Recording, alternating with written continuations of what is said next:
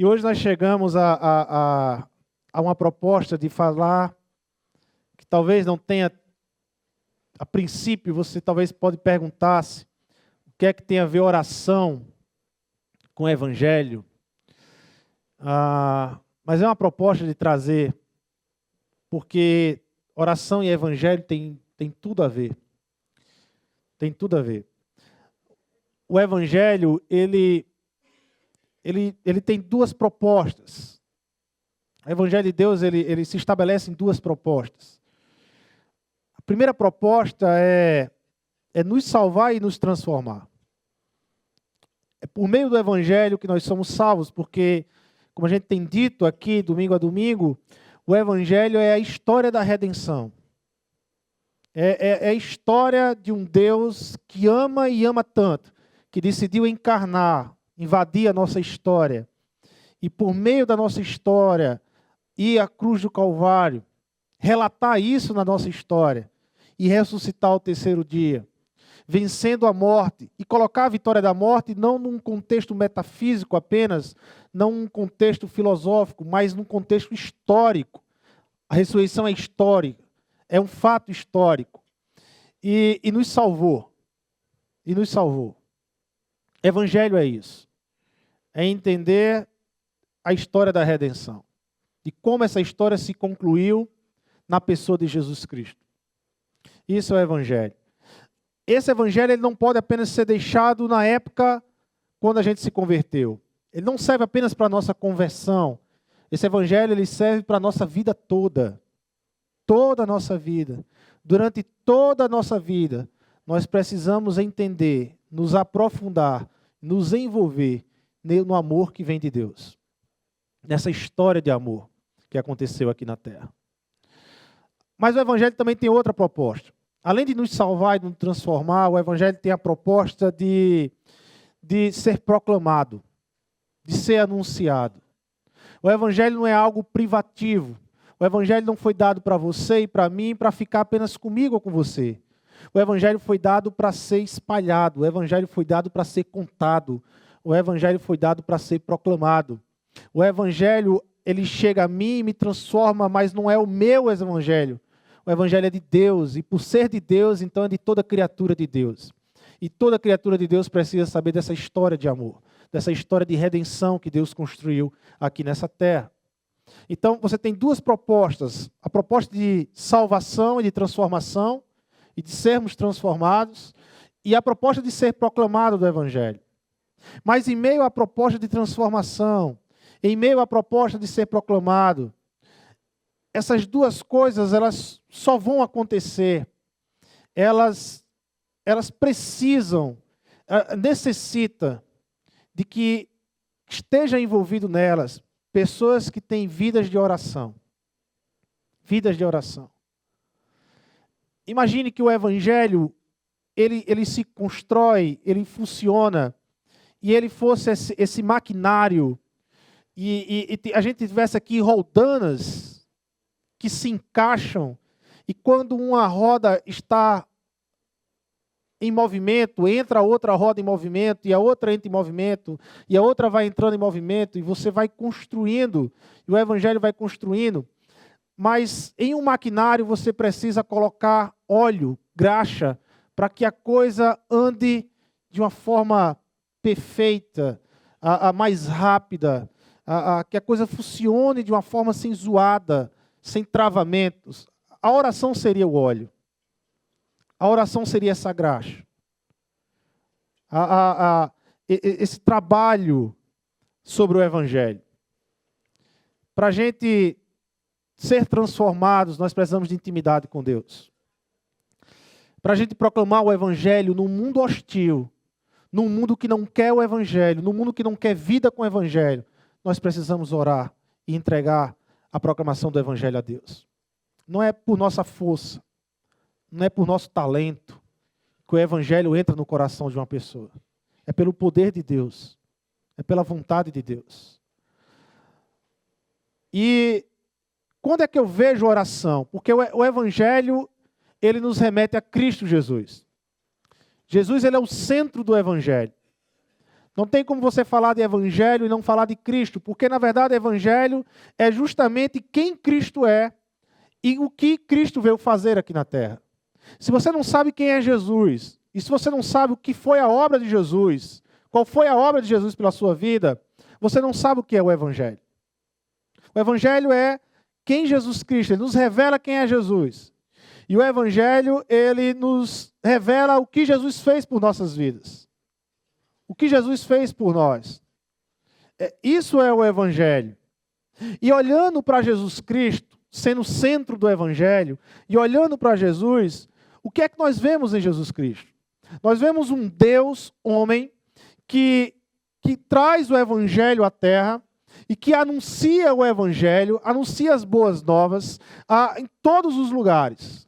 Um Deus homem de ação, que percorre todos os lugares, que vai restaurando vidas, que vai dignificando vidas, que vai realizando milagres, que vai andando em todos os lugares e restaurando e anunciando esse reino, anunciando esse evangelho, anunciando que o reino de Deus já começou, que as boas novas estão nele, aqui, chegou. É aqui, é esse evangelho encarnado e que vai vivendo, que vai restaurando.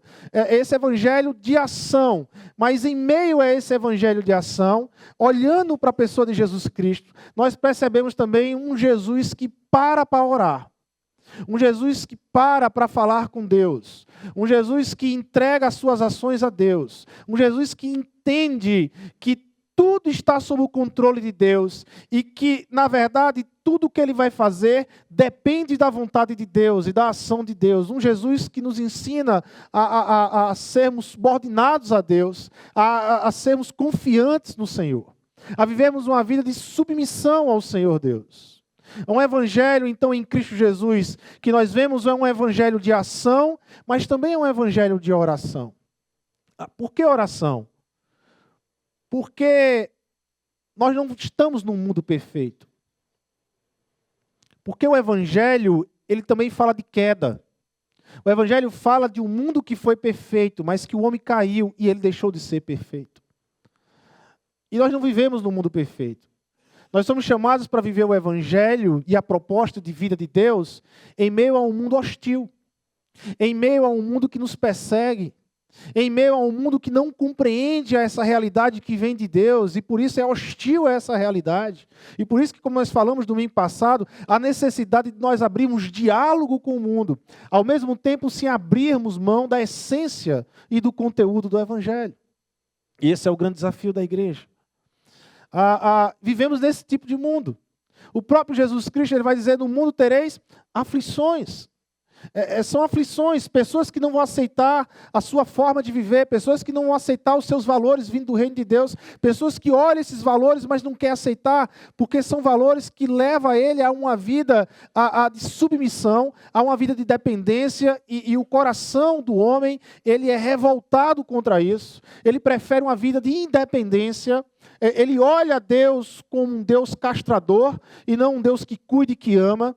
E nós vivemos nesse tipo de mundo, um mundo que é hostil, até mesmo pelo fato da morte. A morte não estava nos planos do nosso Senhor Deus, na criação de todas as coisas, mas veio com a queda do homem. E nós vivemos num mundo, e a morte nos causa dor, nos causa aflições. Porque não era natural. Porque isso não estava no projeto original de Deus. Mas com a queda do homem, passou a ser natural. Em um mundo caído, em um mundo que é consequente e caído. Então, num mundo hostil, nós precisamos orar. Nós precisamos orar. E Jesus, vivendo num mundo hostil, num mundo que o perseguia, num mundo que não o compreendia, ele parava para orar. Ele entendia que a obra seria feita na vontade de Deus e não na sua força, mas na vontade de Deus. Na permissão do Senhor, na soberania e no controle de Deus. E nós, o que é que nós estamos fazendo com oração? Como é que nós estamos construindo a nossa vida com Deus em meio à oração? Como é que tem sido a oração em nossas vidas? o que é que tem sido a oração em nossas vidas? Nós somos seres humanos frágeis. Frágeis. Caímos por tudo. Tudo nos abala. Da coisa mais simples, da simples à mais complexa. De você tirar o carro e você tem todo um projeto no seu dia, mas de repente o pneu fura. De repente o motor para. E tudo aquilo já lhe tira. E eu estou falando de uma coisa simples, mas tudo aquilo já lhe tira. Você já se ira, você já fica com raiva, nada dá certo, tudo que você projetou agora já era, os seus horários mudam tudo, aí você começa a cancelar compromissos, porque você já não vai mais conseguir atingir aqueles compromissos naquele horário. E eu estou falando de uma coisa simples, um pneu de um carro furado, uma batida, coisas simples, que mudam, que atravessam. Você imagine coisas mais complexas, como uma doença. A gente hoje de manhã, e domingo passado, a gente viu o testemunho da Tacinha, e estava tudo bem na vida dela, até fazer um exame, e no exame constatar câncer de mama. E tudo muda. Tudo muda, toda a realidade de vida muda, todo o seu projeto de vida muda. Agora você tem que se concentrar em outra coisa. Tudo muda. Entende como nós somos frágeis? Agora entenda mais. Nós somos frágeis e vivemos num mundo hostil. Frágeis num mundo hostil. O que é que acontece com pessoas frágeis no mundo hostil? Mudanças. Nós somos atravessados por mudanças, irmãos. Nós temos projetos, mas de repente tudo vai mudar e as mudanças trazem crises. E duas coisas, então, nós temos que ter em mente. Primeiro, nós não temos como evitar as mudanças. Você não tem como evitar as mudanças. Você não tem como evitar crises. Por que você não tem como evitar mudanças e por que você não tem como evitar crises? Porque você não é o dono da vida. Você não tem controle sobre a vida. Você não tem controle sobre a vida. Você não sabe o que vai acontecer com você amanhã. Você não sabe o que espera para você amanhã. Não tem. Você faz projetos, mas você não tem controle. A oração, ela nos faz nos realinharmos com a proposta que Deus tem para nós e em nosso coração, de entendermos que Deus é quem sustenta a vida. É Deus que é o Criador, é Deus que é o sustentador, Deus que é soberano. E se não for Deus, nós não temos como andar e caminhar. Não vale a pena sem a proposta de Deus. Então devemos, diante das mudanças e das crises, o grande desafio é como enfrentar isso. É como você enfrentar as crises e as mudanças dentro de uma perspectiva cristã, dentro de uma cosmovisão cristã, sem perder o foco em Deus, sem perder o foco em Cristo Jesus, sem perder o foco na proposta de Deus para a sua vida. Nós temos que estar atento às mudanças, temos que perceber o movimento que a vida nos traz, o movimento que Deus nos traz sobre nossas vidas. Nós temos que estar sensíveis a todas essas mudanças, que muitas vezes é uma pedagogia de Deus a nos ensinar, que muitas outras vezes é Deus nos trazendo a um relacionamento mais íntimo com Ele, a uma intenção mais íntima com Ele, a um momento, a um nível mais íntimo com o Senhor. E aqui não tem a ver que, eu não estou lendo a Bíblia, eu não estou orando, e por isso que isso aconteceu comigo, e eu vou precisar voltar. Não é só isso. Porque as crises e as mudanças acontecem com gente que lê a Bíblia todos os dias, que ora todos os dias, mas que Deus quer levar a um nível de mais intimidade. Você já se acostumou com tudo isso, mas vem cá, vem conhecer mais de mim, vem mergulhar mais em mim, vem entender mais da minha proposta como Deus e Criador para a sua vida. Vem entender mais sobre a eternidade e se desprender mais sobre esse mundo transitório. Vem mergulhar mais na ideia de eterno, na ideia de vida eterna. Vem conhecer mais isso. Sabe? Vem ver a minha proposta, a minha macro proposta para a vida de vocês. Muitas vezes nós nos prendemos muito às questões aqui locais, às demandas, né, que nos atingem, às urgências que nos atingem. E de repente, nós nos desviamos de uma proposta macro que Deus tem para a nossa vida, e nós achamos ou resumimos a nossa vida em algo transitório, material e local. E nós não temos a visão eterna que Deus tem para nossas vidas. 3 pressupostos interessantes para a gente começar a conversa sobre oração.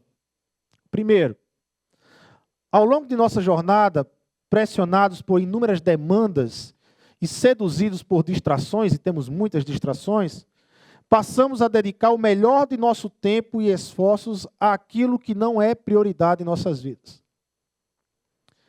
Todos nós temos demandas e somos cercados de distrações. E muitas vezes essas demandas e essas distrações nos desviam daquilo que é prioridade em nossas vidas. Algumas perguntas aqui para refletir. Qual é a minha missão aqui na Terra? Porque Deus me salvou e ao me salvar em Cristo, Ele não me levou com Ele para a glória, o que seria muito melhor. Por que Deus me manteve aqui nessa terra? Qual é a proposta de Deus para mim, depois de salvo, estar aqui nessa terra? Por que isso? Qual é a minha vocação? Aquilo que Deus me chamou para ser instrumento de bênção. Na área do direito, na engenharia, em tantas outras áreas. Qual é a minha vocação? Qual é o instrumento que Deus me dá para eu me tornar um instrumento de bênção na vida dos outros? E de abençoar muito mais os outros. O que Deus tem estabelecido neste momento como prioridade em minha vida? Nesse momento, o que é que Deus tem estabelecido como prioridade na sua vida? São seus filhos? Eu percebo que eu estou perdendo os meus filhos. Eu percebo que os meus filhos estão sendo envolvidos por algo que eu preciso priorizar ele. É isso que Deus tem colocado como prioridade. É o casamento? Eu percebo que o meu casamento está se acabando. O meu casamento está se indo. Está se desfazendo. E Deus tem colocado agora no meu coração. Isso é prioridade. Eu preciso intensificar o meu casamento. É restaurar, buscar no Senhor essa restauração. É minha vida relacional com Deus. Eu estou zero na leitura das Escrituras. Eu estou zero no meu momento com oração. Da minha intencionalidade, da minha intenção de me encontrar com Deus. Eu já não sei muito, há muito tempo que eu não sei o que é isso. De se encontrar, de falar com o Pai, de conversar com Ele. Há muito tempo que eu não sei. Eu preciso melhorar isso. Nesse momento, qual é a prioridade de Deus na sua vida? Outro pressuposto. Existem períodos do ano, como início do ano e aniversário, que nos oferecem um tempo significativo para fazermos uma reavaliação de nossas vidas. Através deles, nós relembramos nossas prioridades e nos realinhamos a elas em nossas agendas. É sempre no final do ano, sabe aquele culto de fim de ano? A gente faz aquela lista. 2017 vai ser assim. Vai ser assim. E quando chega no final do ano, para 2018, muita gente faz aquele Ctrl+C, Ctrl+V. Eu não fiz nada da minha lista, eu só faço repetir a lista. E peço a Deus para começar a cumprir em 2018. Às vezes a gente não para refletir a nossa caminhada com Deus. Às vezes no aniversário é um tempo bom, é mais um ano na presença de Deus, aniversário. O que é que eu tenho feito com o Senhor? Eu tenho vivido minhas prioridades com Deus? Eu tenho vivido as minhas prioridades? É um tempo de reflexão. O que é que Deus quer de mim? Como é que eu tenho vivido isso? Qual é a minha intencionalidade com Deus aqui na terra? Como é que eu tenho vivido esse contato com Deus aqui na terra? E o terceiro e último pressuposto. A construção de uma vida que nos conduza à realização e, consequentemente, ao cumprimento de nossa missão, demanda uma clara visão do que nos é prioritário e uma agenda coerente a esta visão. Deixa eu falar. Não adianta nada você dizer que sua família é prioridade para você, se na sua agenda semanal não está lá a sua família. se você não tem tempo com ela. É só falácia. Não adianta nada eu dizer que Deus é uma prioridade, é uma das prioridades da minha vida, se na minha agenda não tem o meu tempo com Deus. Vira falácia. Quando algo é prioridade, eu busco me concentrar nela, me desenvolver nela. Eu e o Marcos, nós estamos desenvolvendo um ministério chamado Vocação aqui na igreja. Que é a ideia de trabalhar a vocação da igreja e tornar essa vocação de ser um canal de bênção em projetos e em outras vidas, em outros projetos. Tanto no PEP como no Viva Esperança, que são projetos que nós já apoiamos, mas outro projeto, mas a ideia é de trabalhar a nossa vocação em prol e tornar isso um instrumento de bênção de Deus na vida de outras pessoas. Eu tenho que fazer algumas coisas sobre isso. Eu tenho que ler sobre missões, sobre projetos missionários. Eu tenho que sentar com pessoas que têm experiência nessa área. Porque não adianta de nada eu ter isso na minha mente, no meu coração, mas isso não está na minha agenda. Não está na minha proposta de busca e de crescimento diário, semanalmente. C.S. Lewis, ele diz uma frase que é muito interessante. Ele diz assim: põe as primeiras coisas em primeiro lugar e teremos as segundas a seguir. Põe as segundas coisas em primeiro lugar e perderemos ambas. Diante de uma macro, falando de uma macro proposta de Deus para a nossa vida, eu enxergo 3 relações prioritárias na vida de um cristão. A primeira prioridade na vida de um cristão é o seu relacionamento com Deus. A segunda prioridade da vida de um cristão é a sua relação com a família. E a terceira prioridade na vida do cristão é a sua relação com a sua vocação, com a igreja, com o mundo. As 3 grandes prioridades na vida de um cristão. Tire a primeira e coloque ela em segundo e em terceiro, e você vai deturpar as outras 2. Você vai banalizar as outras 2. Em primeiro lugar, a minha relação com Deus. Como é que eu ando com Deus? Como é que tem sido a minha caminhada com Deus? A minha família, como é que tem sido o meu tempo com a minha família? Esposo, esposa, filhos, mas aqui nós temos solteiros. Qual é o tempo com seu pai, com a sua mãe, com a sua família? O tempo que você tem dedicado a eles, a ouvir eles, a abençoar eles. E a sua relação com a sua vocação? Quanto você tem sido bênção através? Quanto você tem investido na sua vocação? Quanto você tem crescido? O quanto você tem sido um melhor funcionário? Não para se autopromover, mas como instrumento de bênção. O quanto você tem se envolvido na igreja local? Na sua comunidade de igreja local? Como é que você tem se envolvido, servido, se entregado à comunhão, ao serviço nessa igreja local? E como é que você tem se envolvido com o mundo? Qual é a sua relação com o mundo? É uma relação de influenciar o mundo pelo Evangelho ou de ser influenciado pelo mundo? Quem influencia quem na sua relação com o mundo? Você tem influenciado ou é o mundo que tem influenciado você? Eu convido vocês a abrir o Evangelho de Marcos e nós vamos olhar aqui 3 momentos sobre oração na vida de Jesus Cristo. O Evangelho de Marcos eu escolhi propositalmente. O Evangelho de Marcos é um evangelho curto, é um evangelho de ação. Marcos escreve para uma igreja cristã com uma mente muito romana, muito prática. Não é uma mente aqui helenista, mas é mais lógico a leitura, é uma mente prática, uma mente romana. Então você vai perceber um Jesus de muita ação no Evangelho de Marcos. De muita ação. E Marcos, então, no meio de tanta ação de Jesus Cristo, Marcos ele desenvolve aqui, ele nos apresenta aqui no seu Evangelho 3 momentos de oração do nosso Senhor Jesus Cristo. 3 momentos que Jesus, em meio a essa correria de proclamar o Evangelho, de estar vivendo o Evangelho, de parar para orar e reconhecer que nada vem dele, mas tudo vem do Pai. tudo vem de Deus, e se não for Deus, não tem como nós proclamarmos o Evangelho. Não tem como nós nem vivermos o Evangelho. Então, qual é a relação de Jesus com a oração aqui? Marcos capítulo 1, verso 35 ao 39. De madrugada, quando ainda estava escuro, Jesus levantou-se, saiu de casa e foi para um lugar deserto, onde ficou orando. Simão e seus companheiros foram procurá-lo. E, ao encontrá-lo, disseram: todos estão te procurando.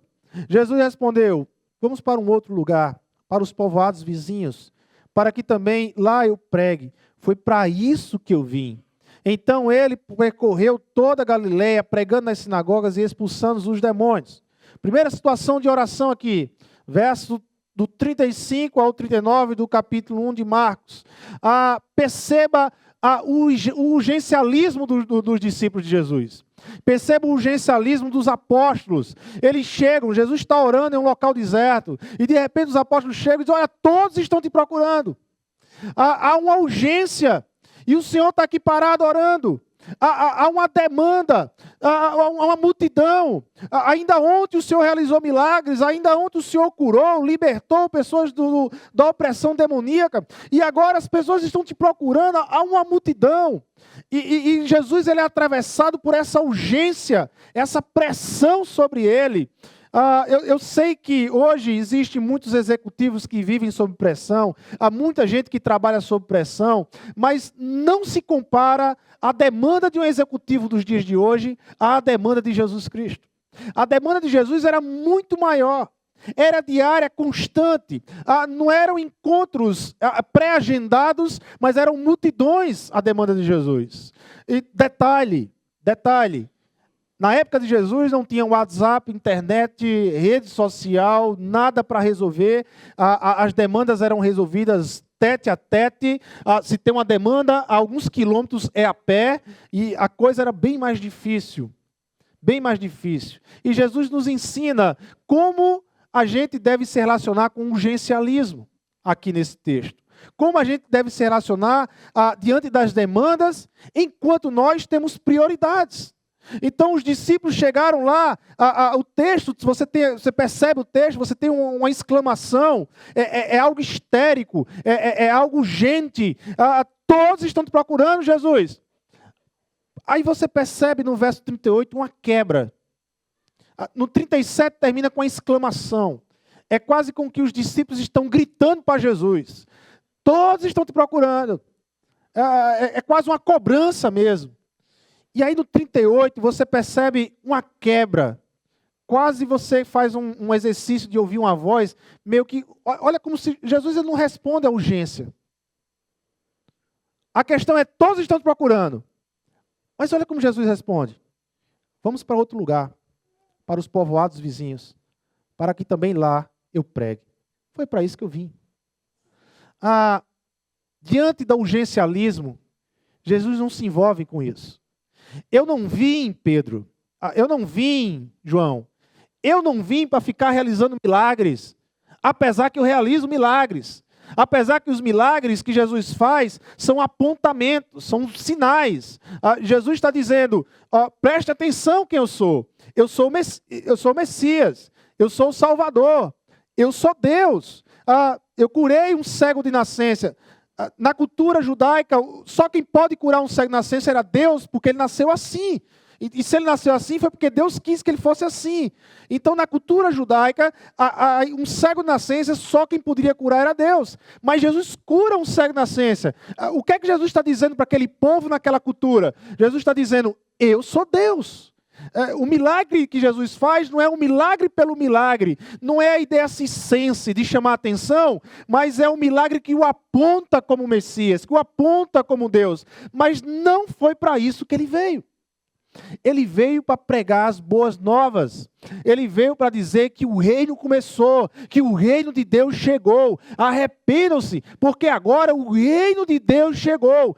Tenham uma nova perspectiva de vida. Olhem a sua vida. Se vocês estão olhando a sua vida assim, abram a sua vida. Arrependam-se. Tenham essa metanoia, essa abertura de mente para enxergar a vida agora não mais na perspectiva de vocês, mas na perspectiva de Deus, o Criador de todas as coisas.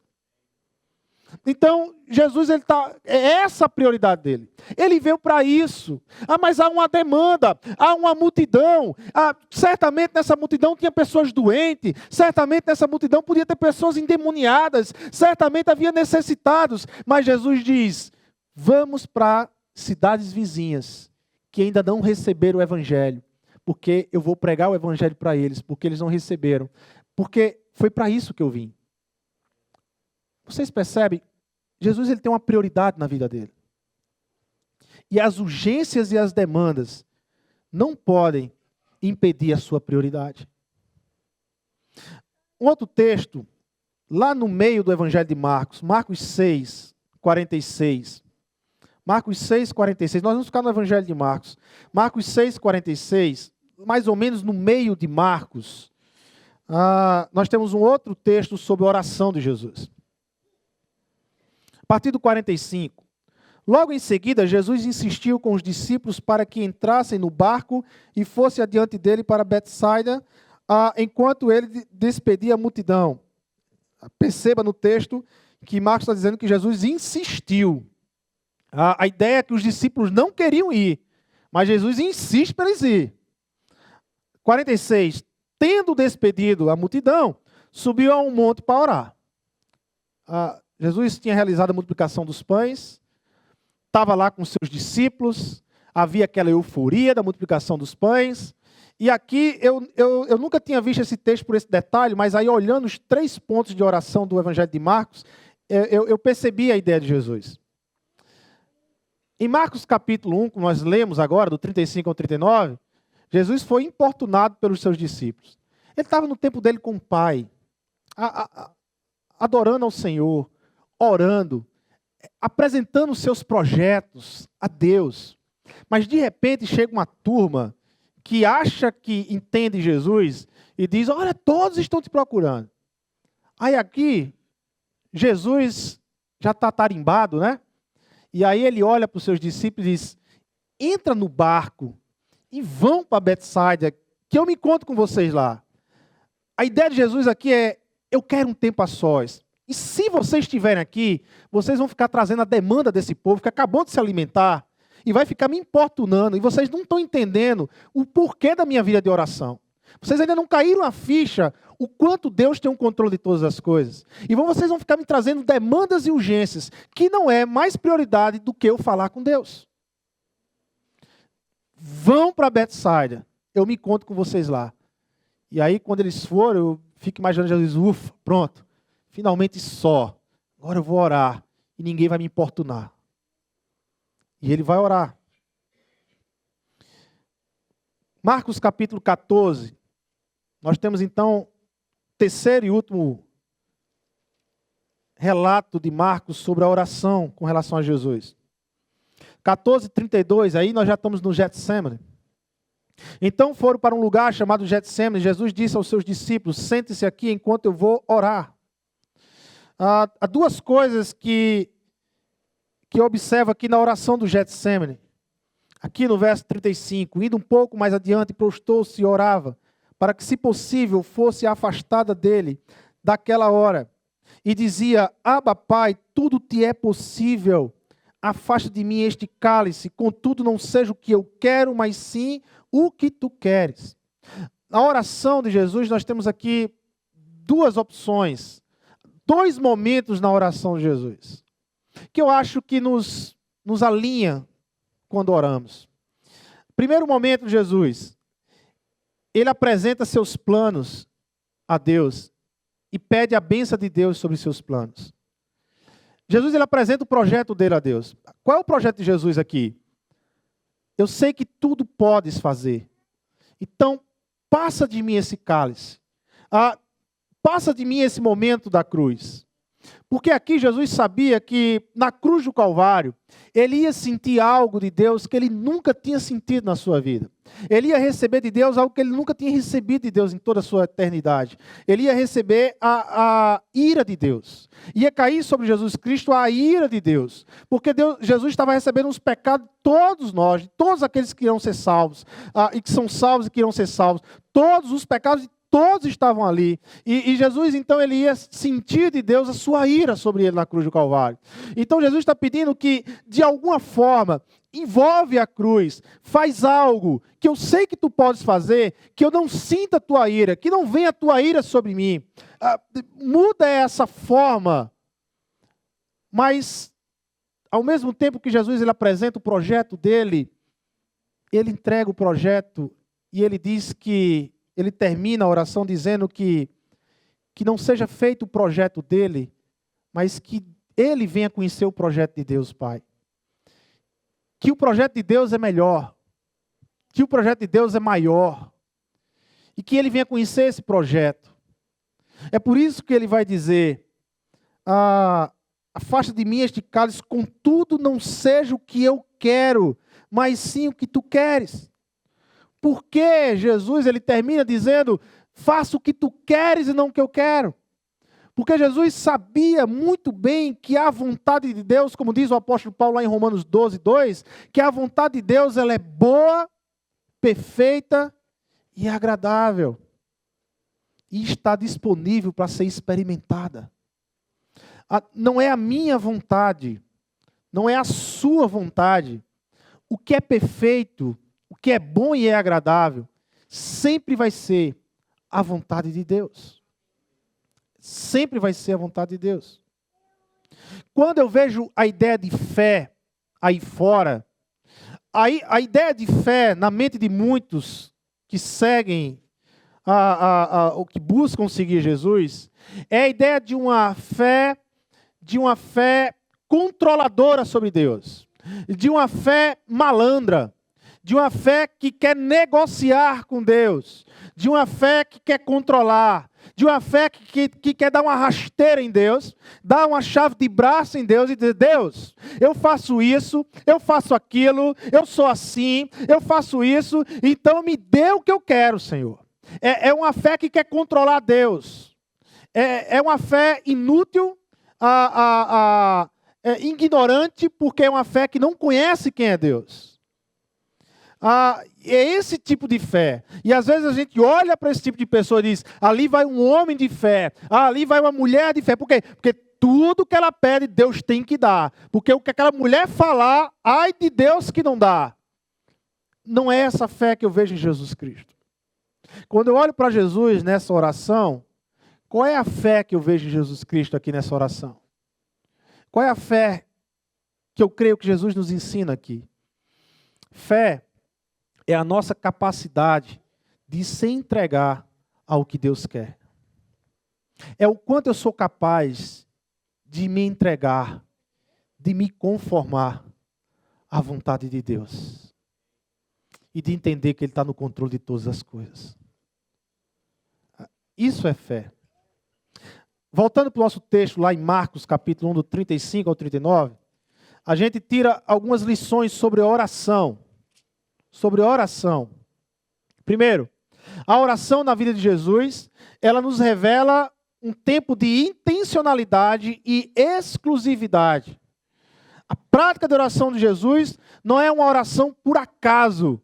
Não é a ideia de que por acaso eu perdi o sono e vou orar, por acaso eu estou aqui na recepção de uma clínica, está demorando e eu vou orar, por acaso o ônibus aqui está demorando e eu vou orar. Não que eu seja contra esse tipo de oração, não que você não deva fazer esse tipo de oração, mas quando eu olho para Jesus, Jesus também me ensina que há um tempo, há uma intencionalidade e há uma exclusividade nesse momento de oração. Eu preciso ter esse momento com Deus, esse momento de falar, eu e Ele, a sós, de me abrir com Deus, de colocar os meus planos, os meus projetos a Deus e de me conformar com as respostas do Senhor. Preciso desse tempo. Verso 35, capítulo 1 de Marcos. De madrugada, quando ainda estava escuro, Jesus levantou-se. Não foi uma insônia. O texto é muito claro, houve uma intenção. Jesus se levantou, ele se programou, ele se projetou para que naquela hora, naquele tempo ele acordasse e ele fosse a um lugar deserto. Intencionalidade, hora certa, exclusividade, local deserto. Ele não foi orar no meio de multidões. Ele foi orar num deserto, num local a sós. Clamando a Deus a sós, falando a Deus a sós. Há um livro muito antigo, de um autor chamado Gordon MacDonald, um livro chamado Põe em Ordem Seu Mundo Interior. E ele diz algo interessante sobre o jardim do Éden, olhando ali para o Éden. Adão se encontrava com Deus todo final de dia. Todos nós precisamos ter um jardim. Jardim é um lugar que nos encontramos com Deus com intencionalidade e exclusividade. É o meu cantinho, é o meu lugar quando eu vou falar com o Criador de todas as coisas. É quando eu vou falar com um sustentador da minha vida, com um sustentador desse mundo. A minha proposta de evangelizar o mundo não pode partir dos meus talentos, das minhas forças, mas daquilo que Deus quer, daquilo onde Deus nos direciona. É isso, com a intenção, o nosso canto especial de falar com Deus. Lá em Marcos capítulo 6, que nós vimos, logo depois da multiplicação dos pães, havia uma multidão, ele se despede da multidão, se despede dos discípulos, e ele sobe um monte para orar. Ele vai a um monte orar com o Senhor, ele vai falar com Deus, o próprio Jesus, o próprio Filho de Deus, falando com o Pai, porque ele entendia que nada poderia fazer se não fosse da vontade de Deus. A oração, quando nós paramos para orar, a gente está dizendo para Deus, Deus, eu dependo do Senhor, se não for o Senhor, eu não faço nada. É por isso que eu falo com o Senhor. Por isso que eu lhe busco, Senhor. Eu peço a sua direção, a sua orientação, o seu sustento. Me usa, Senhor. Porque se o Senhor não me usar, eu não serei instrumento de bênção na vida das pessoas. Me usa. Aqui no verso 35, a gente percebe 3 verbos interessantes aqui. Levantou-se, saiu e foi. Esses 3 verbos aqui no grego, ele está no auristo grego, que indica ações pontuais e completas. Mas o 4º verbo, Marcos ele faz questão de colocar o 4º verbo, ficou orando, esse ficou, ele está num verbo imperfeito do grego, não mais no auristo, que dá uma ideia de uma ação duradoura e estendida. A ideia é que os discípulos foram, gritaram lá com Jesus, está todo mundo te procurando, Jesus responde numa calma, eu não vim para isso, eu vou para outras cidades, os discípulos saem e Jesus permanece orando, gastando ali, investindo tempo com Deus, orando, entregando o seu ministério ao Senhor. A oração também nos alinha aos verdadeiros propósitos. A gente tem aqui, imagine você, se você estivesse orando e chegasse aqui uma turma ofegante, gritando com um tom agressivo para você, e dissesse assim, todos estão te procurando.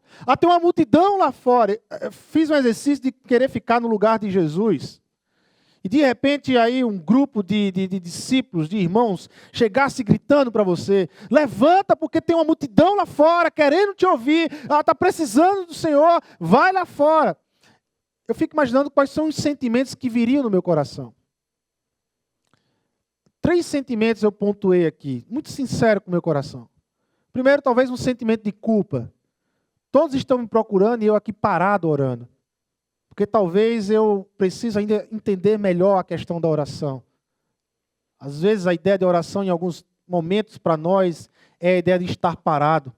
E não é a ideia de estar parado a orar. Uma outra coisa possa ser que eu fosse envolvido pelo urgencialismo. E começasse a pautar minha agenda, não pelas minhas prioridades, mas pelas urgências dos outros. E começasse a viver as urgências dos outros e deixasse as minhas prioridades de lado. Eu corria sério risco por isso. Talvez esse seja um dos grandes riscos. Mas um risco ainda mais perigoso, sorrateiro, que surge no coração de uma forma silenciosa, é a ideia de relevância. De repente, eu me achava o cara. Caramba, há uma multidão de gente precisando de mim. Eu sou o cara mesmo. Se eu não tiver com essa multidão, essa turma está perdida. Eles dependem de mim. E isso começa a inflamar o meu coração. Todos esses 3 pontos nos desalinham com a nossa agenda, com as nossas prioridades. A gente olha para Jesus, e como é que Jesus ele responde isso? Ele tem uma prioridade. Todo mundo está te procurando? Todo mundo está me procurando. mas eu já falei do evangelho para essa turma. Eu vou falar para quem não ouviu o evangelho. Eu vou pregar para quem não ouviu o evangelho. Ah, mas tem doentes. Tem pessoas que precisam... Sim, mas o mais importante é a minha prioridade. Eu preciso que as pessoas escutem sobre o evangelho. É o evangelho que liberta. É o evangelho que muda. É o evangelho que transforma. Essa era a prioridade de Jesus. O que é que faz com que Jesus não ceda às pressões do mundo? As pressões lá fora, as aflições, as demandas do mundo? Jesus ora. Jesus ora. A oração, ele alinha Jesus com Deus. Era o momento de alinhamento de Jesus com Deus. De rever as suas prioridades aqui. O seu ministério prioritário aqui. De entregar isso a Deus. De compreender como Deus estava usando e transformando a vida das pessoas. A consequência está no verso 39. Verso 39. Então ele percorreu toda a Galiléia, pregando nas sinagogas e expulsando os demônios. Talvez se ele entrasse nesse urgencialismo, talvez Pedro tivesse alguma intenção de se tornar prefeito na cidade lá e queria resolver as demandas só daquela cidade, mas Jesus não entra nesse urgencialismo de Pedro, dos apóstolos, e ele vai pregar, e ele saiu pregando nas sinagogas e saiu expulsando demônios de pessoas em outras cidades que também necessitavam do evangelho, que também necessitavam de Cristo Jesus. Um outro ponto está no capítulo 14 de Marcos, naquela oração do Getsemane. Você percebe agora um outro momento. Qual é a pressão de Jesus agora? A pressão de Jesus já não são mais os discípulos. Não é mais a demanda do povo. A pressão de Jesus agora é na alma. Jesus diz o texto que a minha alma está profundamente triste, numa tristeza mortal. Fique aqui e vigie. A grande pressão agora é interior. Às vezes a gente tem medo de dizer que Jesus teve medo, mas o texto é claro, Jesus foi acometido na sua alma de um pavor, de um medo, de passar pelo momento da cruz, de vivenciar aquele momento na cruz. De vivenciar aquele momento da cruz. E toda aquela pressão, qual foi a forma que Jesus encarou aquela pressão? Ele foi orar. Ele foi falar com o Pai. Ele foi entregar o seu projeto a Deus. Mas ele diz assim: contudo, não seja feito o que eu quero, mas o que tu queres. A oração, ela tem o poder de nos realinharmos aos projetos de Deus. Aos projetos de Deus. Qual foi a resposta de Deus para a oração de Jesus no Getsemane? Vocês lembram?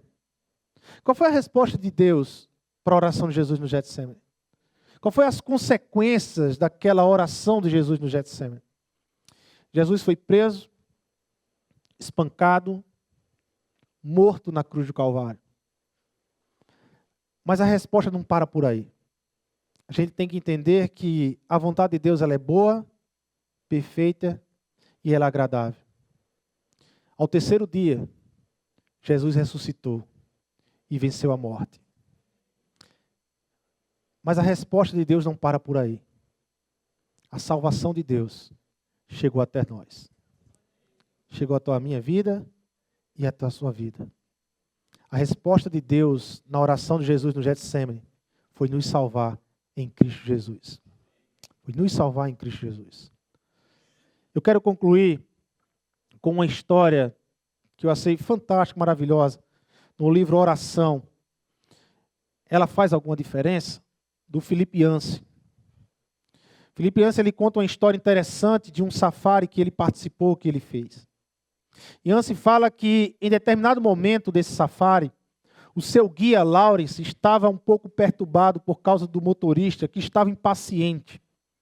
Então, de repente, Lawrence levantou a mão, indicando que viu algo. Pediu para o motorista dar ré e voltar até uns arbustos próximos e começou a falar de algo que marcou o coração de Yancey. Ele começou a falar de umas plantas que estavam próximas a esse arbusto. E o Lawrence disse o seguinte: essa é a acácia chorona. Ela é muito importante para o meu povo.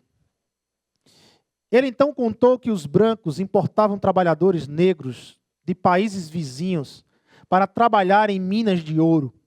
Era uma tarefa perigosa, trabalhavam sob temperaturas extremamente elevadas, temperaturas que só se encontravam em desertos escaldantes. Trabalhavam todo dia no subsolo, quase 5 quilômetros de profundidade. Desferiam picaretas sobre as rochas, que de tão quentes que estavam, não se podia tocá-las sem luvas. Não recebiam cartas, pois a maioria eram de famílias analfabetas. Não tinham calendário nem relógios. À noite, no dormitório, cercado pelos arames farpados, jogavam cartas e conversavam cada um sobre o seu lugarzinho, sobre a sua família, para matar a saudade de um pouco. Depois dormiam para encarar mais um dia igual, exaustivo, todos os dias.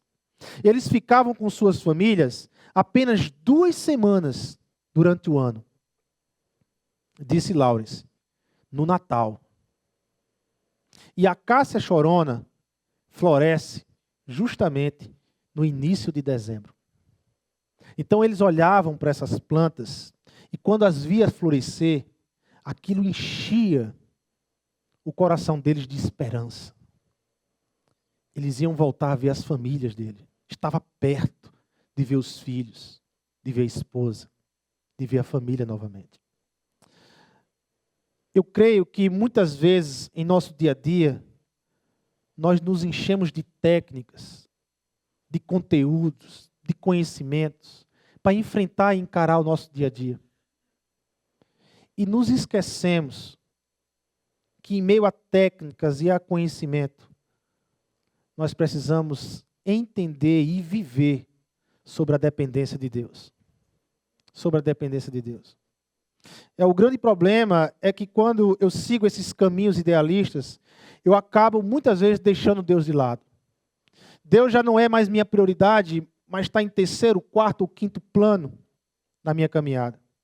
Precisamos de indicadores como as acácias choronas, que nos lembrem de um outro mundo lá fora. Que nos lembrem de um Deus que sustenta todas as coisas. Que nos lembre de um Deus que mantém todas as coisas. Que nos lembre de um Deus que já preparou todas as coisas. Nós dependemos de Deus. Em meio às crises, nós precisamos lembrar. Em meio às nossas crises, nós precisamos compreender que nós dependemos de Deus, do sustento de Deus, da ação de Deus. Que nada sem Deus vale a pena. Nada sem Deus vale a pena. Mas tudo com Deus vale a pena. Todas as crises, todas as lutas, todas as dificuldades da vida. Mas com Deus, não é o fim. Porque Ele nos enche de esperança e nos faz enxergar para aquilo que Ele já preparou para nós. A oração é como a cássia chorando para nós. Nós precisamos daquele momento, daquele tempo, diariamente, para nos realinharmos novamente com Deus. Voltarmos a nos sintonizarmos com Deus. A definir novamente as nossas prioridades. E jogar de fora aquilo que está supérfluo. Ou deixar de lado aquilo que está supérfluo. Eu deixo aqui 3 perguntas para reflexão sobre a nossa caminhada de oração. Não pense que as perguntas foram só para vocês. Para mim, que durante essa semana eu lutei com essas 3 perguntas. Primeiro, sua agenda demonstra alinhamento com suas prioridades? Olha para a sua agenda. Ela realmente demonstra alinhamento com o que é prioritário na sua vida? Segundo, a prática da oração tem feito parte de sua agenda, relembrando e mantendo sua vida no que é prioritário? Você tem tido prática de oração? Não é aquela oração corrida, é aquele momento especial. Sabe? Sabe aquele momento que o coração bate mais forte? Que você fica, desejoso. Está chegando a hora. Está chegando a hora. Eu vou falar com o Pai. está chegando o meu tempo, é o meu momento, é eu e Ele, é eu e o Criador, sabe? É eu e aquele que salvou a minha vida, está chegando a hora, eu vou falar com Ele hoje, é com Ele que eu vou falar, é com Ele que eu vou abrir meu coração. Você deseja por isso, teu coração arde por isso, você fica, sabe, feito um menino apaixonado, quando está aguardando a namorada chegar, ou quando está chegando. É assim que você se sente com Deus? O seu tempo de falar com Ele, de se expressar com Ele. Senhor, Tu me sustentas, Senhor. E como é bom falar com o Senhor. Terceiro e último ponto. Quão intencional e exclusivo tem sido em sua vida o tempo dedicado à prática da oração? Você tem tido esse momento? Vamos orar, irmãos. Reflita sobre isso seriamente na sua vida. Vamos orar. Senhor Deus e Pai, nós queremos Te agradecer, Senhor. Te agradecer por Tua bondade, por Tua misericórdia. Te agradecer, Senhor, pelo Evangelho que chegou até nós e que nos revelou o Teu amor, Senhor. Que nós não vivemos uma vida sem perceber o Teu amor, sem ser percebido pelo Teu amor. E nós Te agradecemos por isso, Senhor. Senhor Deus, nós Te pedimos, nos realinhe, nos reorienta, Pai. Devolve ao nosso coração, às vezes um coração que está frio, devolve ao nosso coração a ânsia de falar com o Senhor. A ânsia de falar com o Senhor. Como disse teu servo Davi no Salmo 51, para que o Senhor restaurasse a alegria da salvação que vem do Senhor. A salvação é algo tão precioso, Senhor, que nós recebemos. Mas algumas vezes, Senhor, entre as urgências, as demandas, o entretenimento, nós nos perdemos em meio a tudo isso e o nosso coração não arde mais pela salvação. Restaure em nós isso, Senhor. Nos realinha. Restaure em nossas vidas o nosso tempo diário de falar com o Senhor, Pai. Porque hoje, aqui, nesse momento, nós entendemos e nos declaramos ao Senhor: Tu és o nosso sustentador, o nosso Deus, a qual nós adoramos não pelo que o Senhor faz sobre nossa vida, mas nós Te adoramos, Senhor, pelo que Tu és. Tu és Deus, nosso Deus, e nós somos gratos a isso. Nós somos gratos, nós nos entregamos ao Senhor e nós entendemos, Deus, que nada da nossa vida vale a pena sem o Senhor. Sem o Senhor. Muito obrigado, Senhor. É em Teu nome, Jesus, que nós oramos e Te agradecemos. Amém, amém, amém, irmãos. Vamos ficar de pé e vamos cantar esse louvor, meu irmão. Eu sinto verdadeiro espanto no meu coração em constatar que o Evangelho já mudou. Quem ontem era servo agora acha-se Senhor e diz a Deus como Ele tem que ser. Mas o verdadeiro Evangelho exalta a Deus. Ele é tão claro como a água que eu bebi. E não se negocia a sua essência e poder. Se camuflado a excelência perderá. O Evangelho é o que desvenda aos nossos olhos e diz amar todo nó que já se fez. Porém ninguém será liberto sem que clame arrependido aos pés de Cristo, o Rei dos Reis.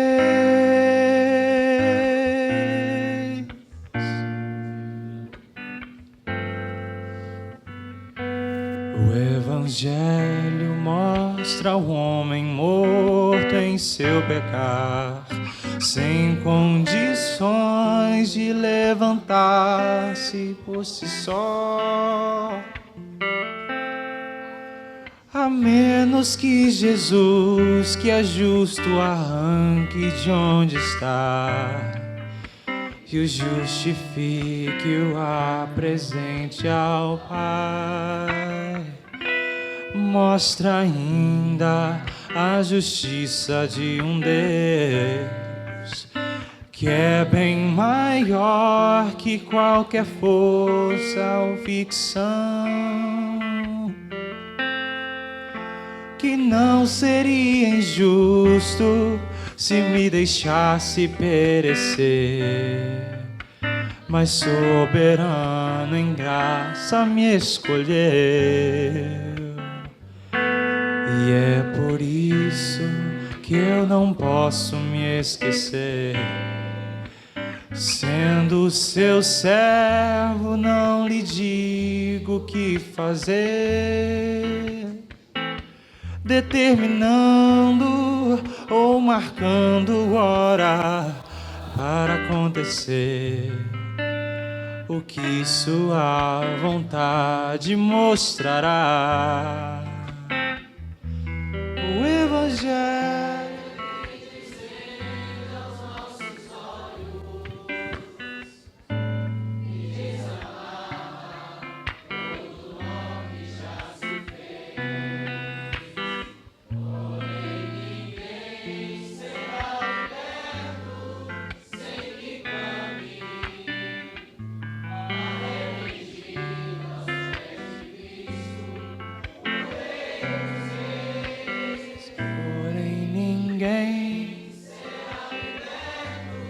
sem que clame, arrependido aos pés de Cristo, o Rei dos Reis.